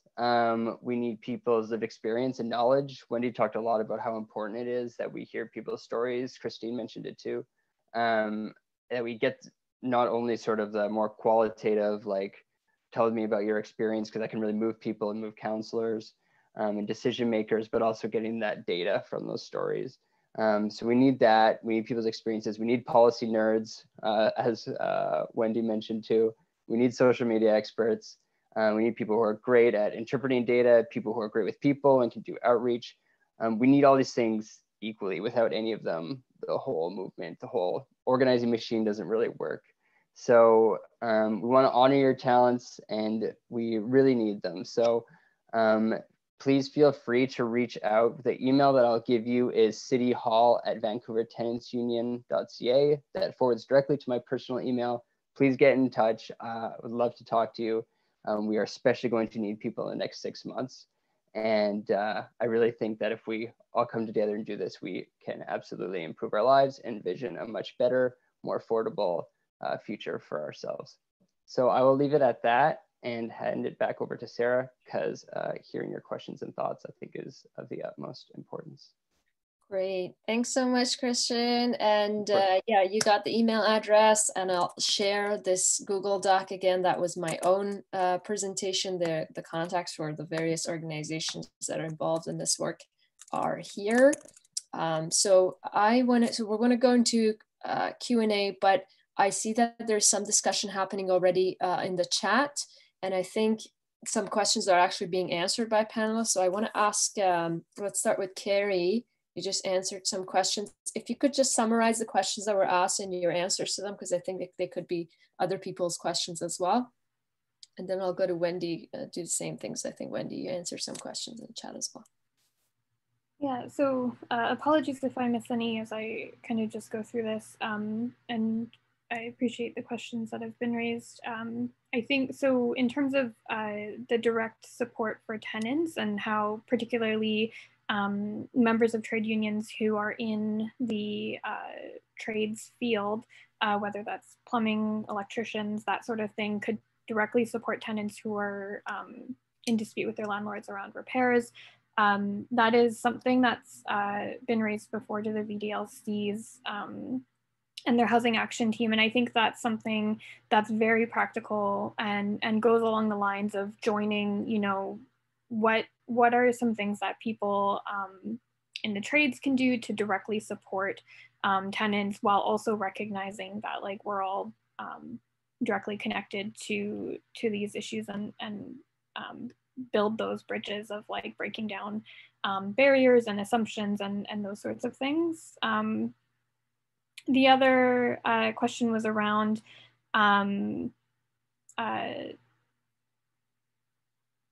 sorry. Oh gosh, I had answered it. I just have my answer, so I'm going to go over that. Around tenants and people who want to see housing treated as a human right and not as an investment.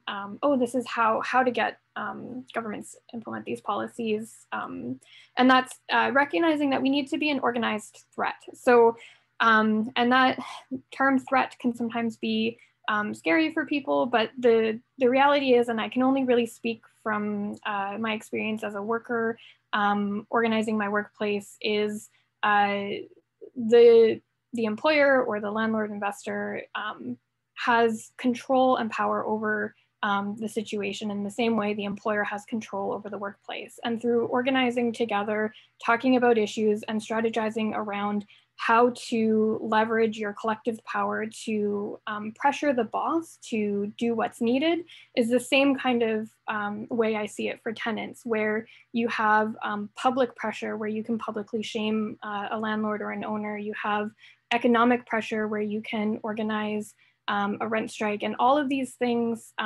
can obviously be challenging in terms of overcoming fear, because anytime we confront someone who has power over us, there's a very real fear of backlash, and there's a reality that actually happens, as Wendy pointed out, when tenants were organizing in that one circumstance. But again, it's through this organizing, and it's in the same way when an employer shuts down a workplace because workers organized to form a union, it's not their fault or because they organized that happened. It's a reaction of someone who doesn't want to give up their power and their wealth. And so we need to continue to do this and to continue to make the kinds of changes necessary so that we are more of a threat to those in positions of power, and make it so that those in elected positions are able to make the changes that are necessary for tenants and to not feel that they have to make concessions to investors and landlords because right now they control the dominant narrative. I shared a link to the data around mom and pop landlords, and also as someone else pointed out in the chat, the VTU did post some really good graphics on that, and it's on the Instagram, it might be on some other platforms as well. But I think that's most of, because I think my other answer mostly had to do with, like, again, changing that narrative, combating the assumptions that people have, the myths that are created, not in our own interests, and that we as working class people perpetuate either uncritically or, you know, because we think that it's actually, you know, we're going to be the ones who own 10, 20 years from now. And so, you know, it's this confusion of, you know, whose interests are actually at play, that we need to be making sure that we're talking to each other and we're educating ourselves on the situation and how we're affected by it. I hope that made sense. Yeah, I hope folks who asked those questions got their questions answered, and thanks for asking on behalf of everybody. Wendy, do you want to do the same thing? I saw that you answered some questions in the chat. I think it will be beneficial to summarize them for everyone. Okay, yeah, the one question that I answered was from Maz, and he asked about the influence that city staff have over the decisions that happen at council, and you know, saying that they're a non-democratic wing of the state, and how can we end up influencing who becomes the next city manager. And I think Maz was probably reflecting my comments around the influence that city staff and the influence that we ended up having over city staff in order to get this decision. And I love how Christine summarized the triad of organizations and what Kari was talking about in terms of organization power. And then political support, staff.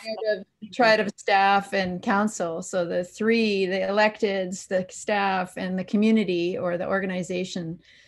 So yeah, I just said to Maz that that my personal view is that council can nix the city staff.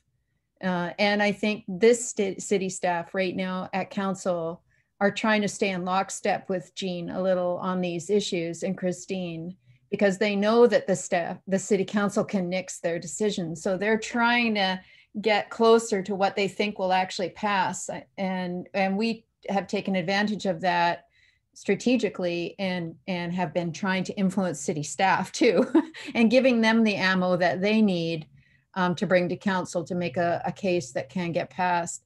And then I guess I'd like to just pass it over to Christine and Jean, and maybe you could answer the rest of Maz's question, which is, how can you as city councillors have influence over who's the new city manager and over who these staff people are? I don't mind trying to jump in on the city manager question. It's not clear to me yet, though it's certainly something we can ask if there'll be a public way of input into that decision. There certainly will be ways for city staff across the city, the vast majority of whom are unionized staff, to have some input into, you know, not in a sort of who that specific person is, but what we're looking for in leadership in the city. And so talking to the three largest city locals and working through those channels in terms of the kind of vision and skill set that we're looking for at that level, I think is one way. And I don't know, might be a conversation to have with Stefan at the VDLC too, but that will be one of the avenues, and then Jean and I as well. And it will come as no surprise to folks who watch this council that there are some pretty strong competing views over what we should be prioritizing in terms of leadership. So that won't be easy, but really important to have input from folks on that.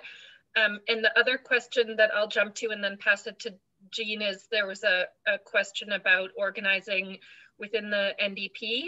And I think to remember if it was Sarah or Wendy, someone speaking about the importance of organizing locally.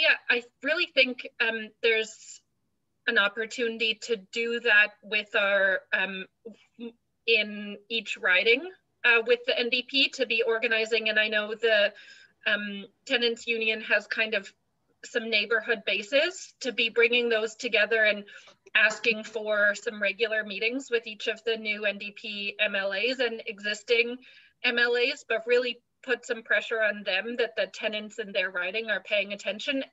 And I think to some of the lessons out of the SRO Collaborative work, like having some really specific pieces and both pushing and also asking them what's helpful for them if they want to move it forward, how the community can support that work and create the political space for them, and what the pressure points are that they see in moving it forward. Because I do think we have some folks, I don't know all of them, and I don't know that this, I wouldn't say that this describes all of them, but I know that there are some current and new MLAs who really care about this stuff. And so bolstering them and giving them the support at the political level to be moving these issues along is helpful. And I think some more targeted kind of riding level work, you know, maybe thinking of who the key folks across the Lower Mainland are who we think would champion this, and strategizing and supporting them is one way to be doing that now that the election is over. Jean, can I just jump in before you speak, and just, can you just zone in a little bit more on how the community can have more influence too on the city staff, who's the city staff are and their power? If you have any for me? No, for Jean. For Jean. Christine, yeah. Thanks. You answered. You took on. You said that the workers at the council can have some influence potentially. Obviously, the councillors can have some influence, but I think just part of Maz's question was about the community. Yeah, I can't really add anything to what Christine said about the city manager. In terms of the other hires, I think they all happen through the human resources department. I mean, councillors don't have any real impact on who gets hired at the lower levels of staff. I think we probably would at the upper levels. Be good if you could. And because it's personnel, it's all in camera. Mm. So it's really difficult. But I think what you've done at the SROC in terms of working with staff is a really interesting example of how, if there is political support on the inside and pressure on the outside, you can sometimes come up with a half-decent report. That's the lesson that I take from this. Also, I'm noticing that the junior staff are people that are coming out of the community movements. So there's a couple there in the housing center who are starting to have some influence now.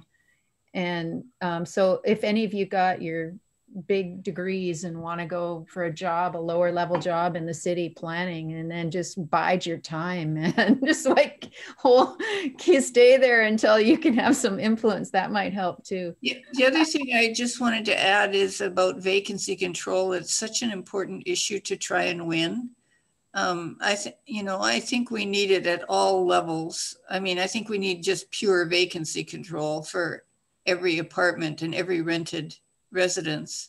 But we're starting with the SROs, which is good. And we could, if we get that, we can step up to something else, right? Like all profit making buildings that are X years old or something. And the thing about vacancy control is if we see housing as a human right and not a commodity, is, as Patrick said, it will lower prices and make it easier for nonprofits to acquire existing apartment buildings and to redevelop. When you look at the ads for apartment buildings, they almost always say something like, opportunity for increased income on tenant turnover, basically meaning if you evict the tenants, you can make a whole load of dough. So I think if with vacancy control, of course, we could upend that. And I think that's what we need to, that should be a, and is, I know, a huge part of what tenants are working for. So much, Jean. We're about 3 minutes to 1, and I know that I've said our meeting is up to 1. So I want to, I think Kari needs to go, but if you can stay, it will be great. I want to ask panelists if they can stay for another 10 to 15 minutes so we can get through a few more questions. That will be excellent. We do have some questions in the chat about zoning and about upzoning and spot rezoning and luxury sort of buildings and so on, which I think is right up Patrick's alley. And I see that you've answered some of those questions in the chat. Of course, that's not the focus of this meeting, but if you want to go over them and summarize some of the points, Patrick, briefly, that would be great, I think, for everyone. Yeah, okay, just very briefly, you know, I've been exorcised for more than a decade over the spot zoning thing, because that's when the forces of outrageous land speculation are unleashed, and the city is complicit in that, because the city has become addicted to the CACs that derive from those increases in land value, and both the city with the CACs and the speculative increase with a spot zoned location vote against affordability. The city tries to fight back against this with their pathetic requirements in some cases to subsidize rental buildings, no matter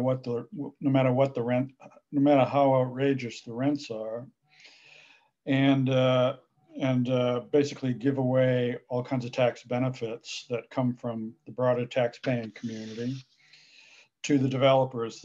The Birch Street project and the one that just across the street from where I live at Alma and West Broadway are classic examples of that, with huge windfall profits going essentially into the pockets of Ian Gillespie in the case of the one close to me.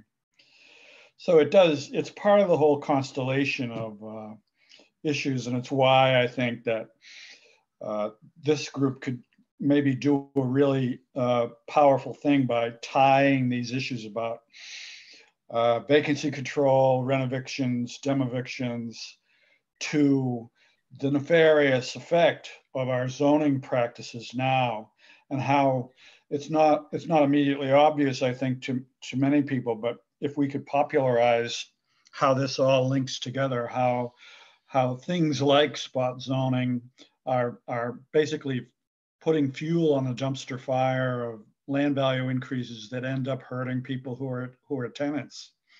So that there's a class interest amongst tenants to understand what's happening or not happening with a citywide plan, and that the citywide plan should have as its #1 objective, I think it's down there around #5, #1 objective should be affordable housing, or, you know, in the abstract way of talking about it, taking back our land from the forces of international speculation.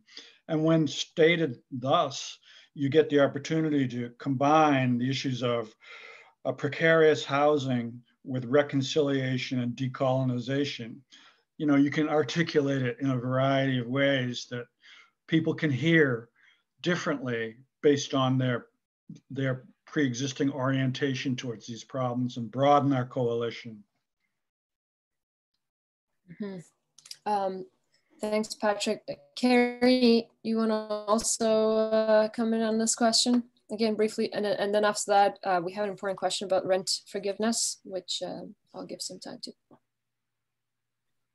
Yeah, I don't think the issue necessarily is with spot upzoning. I think one of the things that we've been advocating around with different municipalities is, you know, the councils that are elected, their main job is around zoning and planning and the use of the land in the city, and how that's how that's done. And I think what we've been seeing over decades is zoning and permitting that's done in the interests of developers and speculators, where particularly upzoning for density leads to massive windfalls that I agree with Patrick, you know, the CACs and community amenity charges and development cost charges do not fully capture the uplift in the land value that happens year after year because of not just the zoning, but the access that zoning creates to the amenities in that area, which leads to the year-over-year rise in land values. And I don't think the issue is necessarily, you know, city councils shouldn't spot upzone. It's how they do that and what they demand when that happens. And we've been advocating to cities, particularly in Vancouver or areas where there's greater density, having, if you're going to upzone, that 50% of that upzoning when it's for residential buildings goes to below market affordable housing. And so using those zoning and permitting powers to require those who are trying to develop the cities that we live in to actually build the type of housing that we need, because we know that, you know, oftentimes the economists, the planning departments, the people who have kind of been inculcated in these structures are talking about supply and demand as though it's this kind of neutral kind of force. But we know with housing that supply and demand is not as cut and dry as it is with other market forces, and that you know, the more supply that seems to be built is this luxury housing because the regulatory pressures that would require the building of below market public housing are not there. And so that's where city councils can really jump in and use their powers to affect that kind of on the ground change when these applications come to them, and to develop policies that require these sorts of developments rather than simply luxury housing that's supposed to somehow trickle down to what the rest of us can afford. And I'm going to, on that note, share a link in the chat of an article that actually just recently came out around this kind of argument for broad zoning, or taking whole areas of the city and upzoning it for duplexes or fourplexes, and that's somehow supposed to lead to more affordable housing. And of course, we're not seeing that because people are charging the max they can for rents, and we're not seeing any lower affordable rents being developed. So I'm putting that in the chat right now. Yeah, and of course that's an ongoing battle, I guess, on the city front. So if you're interested in that discussion more, definitely get involved in our working group. And we're going to be meeting very likely on these same times on a regular basis. So if you're interested in actually getting involved in the organizing and learning more with us, you definitely send an email to the email address that Christian mentioned.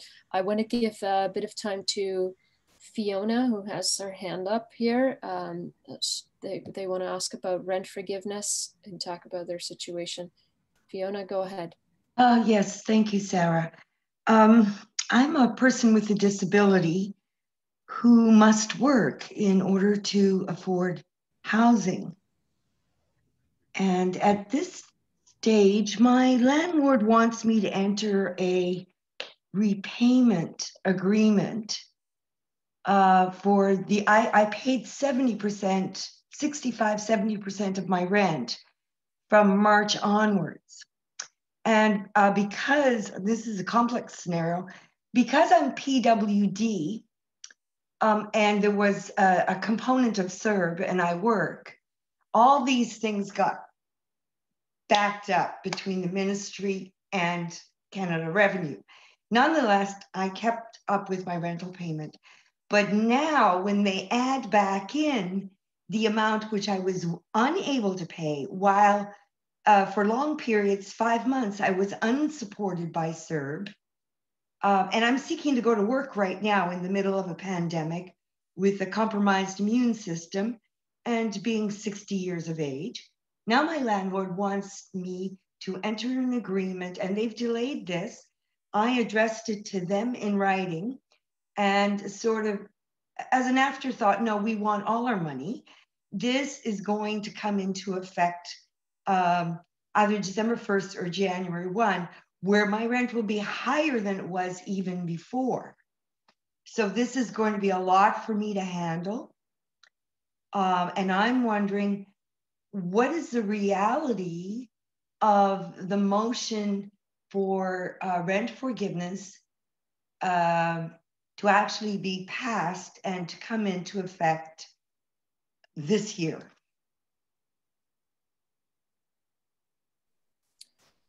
Thanks, Fiona. Of course, this is a situation for a lot of people, unfortunately, and that's why VTU has been advocating to the provincial government to forgive the rents instead of pressuring people to enter these impossible agreements with their landlords for repayment. I don't know who wants to answer this question. If any of the panelists want to jump in, or anybody else from the audience who feel like they have a concrete answer. In terms of the motion, I would just say that motion, City Council just advocates to the provincial government as well. So we really need to see with this new government what sort of a decision they make.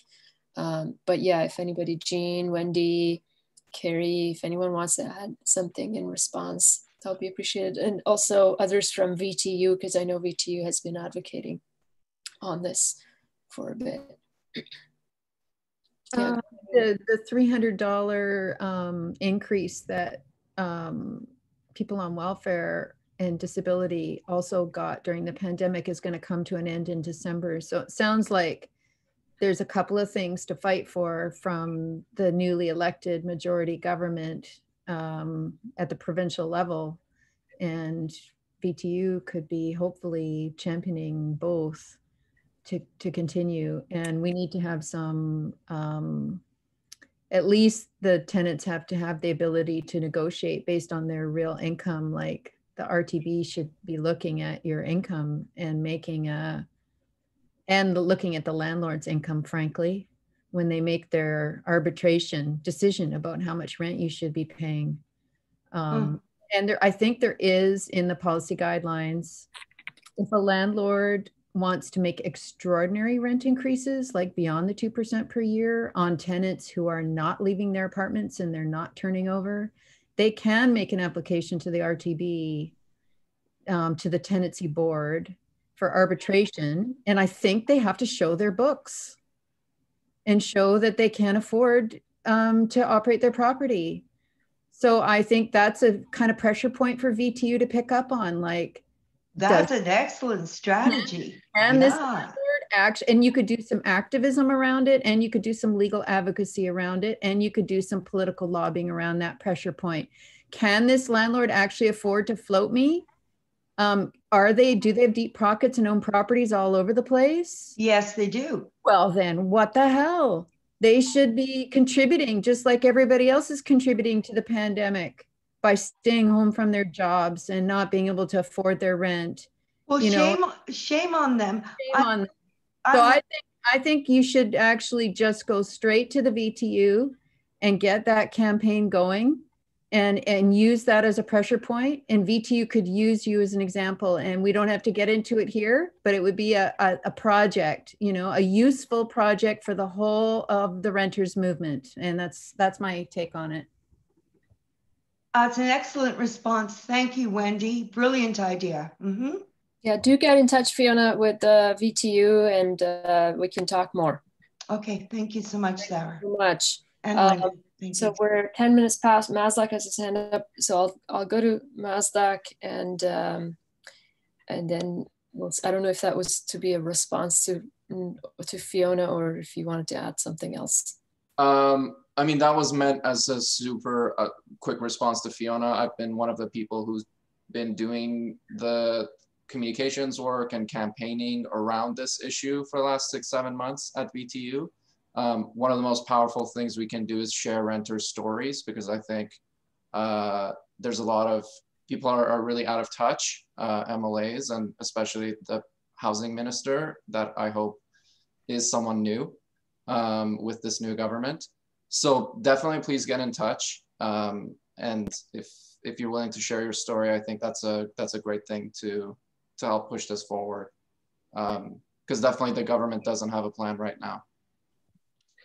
I think you could also be in touch with the legal advocates, either at VTU or at class or track, and really make an issue out of this and see if you can get some, the landlords to show their books. Yeah.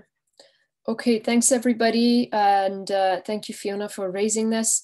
Well, I hope we can keep working together. I want to acknowledge there's a lot of really great comments and questions coming in through the chat. I'm so glad that this discussion is generating these ideas from everybody, and hopefully it has been inspirational. So this video is going to be online, and please share it. Again, the email address, I'll share again this link to the Google Doc where you can find a lot of sort of various contact information, and get in touch with us. I want to give maybe if Richard and Nicole are still there, if there's any last words we could hear from them, and then maybe we can wrap up after that. I don't know if Brian, are you still there? Are you guys still there? Maybe they left, huh? You're muted, Wendy. Oh, yeah, hard to say. Oh no, they're coming back on. This is Marina. Richard and Nicole have already left for the day. Okay. All right. Sorry. Well, that's okay. So we went over by a bit, that's fine. But yeah, Kari and Christine also left. So I think we're getting to a point that we can wrap up. Again, I want to thank our amazing panelists. Wendy, Jean, Patrick are still here. Thanks for staying over time. And also my co-organizer, Christian. I acknowledge all of your hard work. And again, get in touch with us. Let's keep learning together and keep organizing together. This is a really exciting time for the tenants movement in Vancouver and the province. Jean, do you want to say any last words? Well, just thanks to everyone for this. It's been a great couple of hours.